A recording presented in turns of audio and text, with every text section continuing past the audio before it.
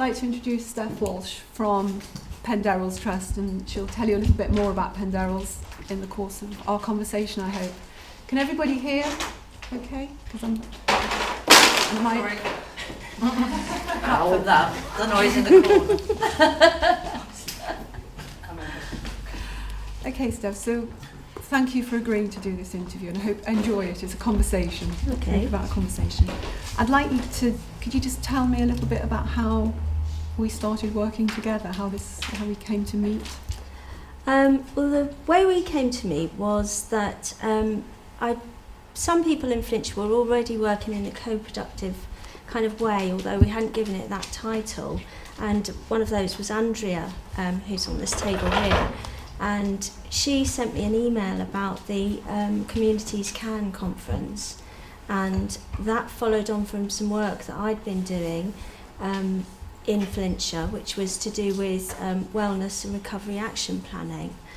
And I trained to be a RAP facilitator, and one of the key elements of that is focusing on well-being, and the 5 key concepts of RAP are support, which is always reciprocal, hope, advocacy, which is about speaking up for yourself and relying on your own experience as being good knowledge and speaking up and saying what's best for you, personal responsibility, so that's about not being passive and being an active citizen, and education, which is about active learning, so that whatever happens to you, you always use those experiences to learn and to find out and to change. So crisis is an opportunity for change. So all of those things seem to fit in with what the Communities Can conference was talking about. So I went along to that, and I was motivated further by inspirational speakers such as Dr. Edward A. Khan, and then took some of those ideas back to Flintshire with me. Excuse me. That's the alarm that we're finishing, really, but we'll continue a little bit longer. Okay, 1 more minute. I'm really sorry about that. That's okay. So the whole idea of RAP fits in with this idea of co-production, because it's all based around the idea that we've all recovered, or we all will recover from something, and that we will at one time be supported or supporter, and that we all come together and meet as equals. And I think that fits in perfectly. It fits in perfectly with co-production, and it also fits in perfectly with the work that I do in supporting people to use direct payments, which I was just talking to Andrea about earlier, we think is a co-productive way of working, because people are actually designing what they want to happen from the support they get. That's what we aim for. Thank you. Wondering if you could say a little bit more about the workshop that developed after the conference. Right. And Well, how that came about and what happened at it. following on from the conference, what I heard opened my eyes to the way it could sort of activate communities, how we could do more than we were actually doing. So I spoke to the peer support group of direct payments, which is people who use direct payments who get together every 6 to 8 weeks. They have a coffee, they have a chat, they exchange ideas and information that they've heard from different sources around the country. And we were talking about time banking and social enterprise, and they were very interested. So at that point, that was when I got in touch I spoke to Andrea first, and then I got in touch with you, and we talked about maybe setting something up in Flintshire. And in the spirit of co-production, we also invited people from Wrexham at all levels. We invited commissioning officers, managers, social workers, and people who were using services. So we invited a wide range of people, and you and Fran were incredibly helpful and put together an amazing day, which I think everyone got an awful lot from. Thank you. What can you tell me? Tell us what you most remember about that day. I think Fran's graphic minuting was really fantastic in bringing the whole thing to life and showing it as a map throughout the day, so it could guide people through that. And then it's a really good resource as well for explaining to other people about it. People had said that they'd heard all these buzzwords about co-production, but it didn't really mean anything to them, how they could use it or what might happen. And the way it worked with the World Café system, it demonstrated how quickly solutions could be found and how by working together as equals at the table, everyone could take ownership of those solutions and take them forward. Great. And for you personally, was there something specific that you learned that day, perhaps that you hadn't realised previously? I learned how we can highlight the need to shift the focus from deficiencies to strengths, and by working together we can make things happen. And I think finally, could you say a few words about what difference it's made since then to the work of your work in the Penderls group? Well, I know that one person, there were several people who went on to become RAP facilitators who used direct payments, but one person in particular was very inspired, and she has gone on, and she's going to come with me to the Shropshire peer support group, and she is going to co-facilitate a session on RAP for the Shropshire peer group, and then also they will be inviting people from their local area to actually get involved in that as well.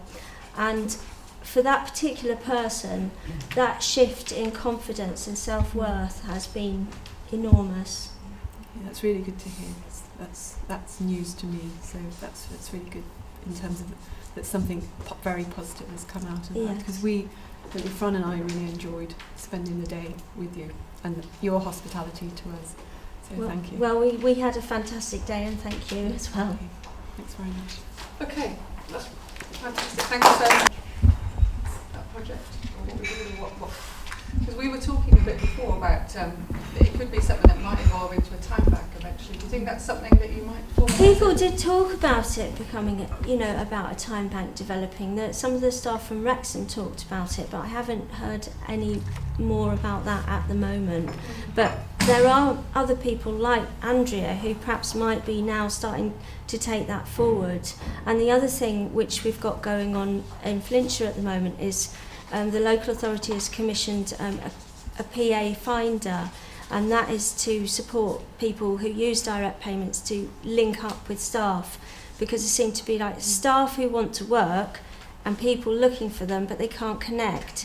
So the idea of the PA finder, which I probably should have mentioned when you asked about the progress, is that the first year they've commissioned Penderls Trust to set it up, but the idea is that we'll be working towards it being taken over either by the direct payment support group or some other body who can manage it, themselves. So we'll be working co-productively on that as well. It has been needed, hasn't it, for a long time? And in fact, that's a good illustration, isn't it, Andrea? Because that's something that's come up in the peer support group. I always attend that group, and Mark Cooper from Flintshire, who's a direct payment lead there, he always attends the group, and we do discuss issues as equals in that group and take information away and then work on it. And it was identified that was an area where people were really struggling, and hopefully this is something which is going to resolve some of those issues. Can I just add there as well, with Steph and Mark, they've always been approachable, and that says, millions, doesn't it really? So you don't need to be fearful or think that you're a nuisance or whatever. So you're always there to listen and trying to solve the problems if need be. Thank you. I think it's like gate opener as well. Identify people who can really help you or who are approachable, or even if you feel they might not be approachable. There was a quote, I think, from yours. I found it was like one of those weird things. It was just one of your speech bubbles, and it said, ask people to help you, even if you think there's no way that they can, or they might not be interested. They might surprise you.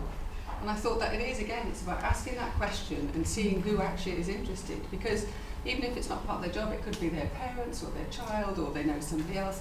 Everybody has that big connections map that we said. So the idea, and Mark sent his apologies this time. He's been a big supporter of ours and sort of inviting people in and stuff. So we've got people who are in that outer ring as well. So it is very much, that's how you make a big difference. Yes. Just say that I am a BA with Penderls Trust.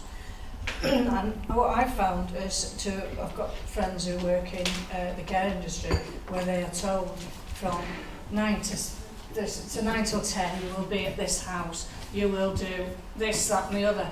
Whereas the way that Andrea and I work is that Andrea says what she needs and kind of what time she needs it, not thing, and we chat together about what the week's going to bring, you know, as opposed to somebody telling me and Andrea, well, at 9 o'clock you've got to get up, at this time you've got to have your dinner, at this time you've got to do that.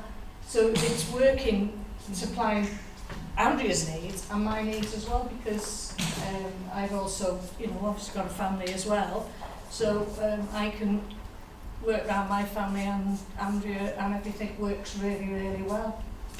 Great. So it doesn't matter if it is 7 o'clock at night and we're still having dinner out somewhere, you know, that doesn't matter, because it's what we want to do and what's best for. And it's good to have success stories, because there's a lot of things you hear where things are very hard. So I think it is good to have success stories and to hear things that work. And it's that personalisation, that's a word that's come up a lot, isn't it? It's that personalisation of your own care. So I think they were fantastic examples. So thank you to everybody for contributing. That's really good. Thank you very much. Thank you.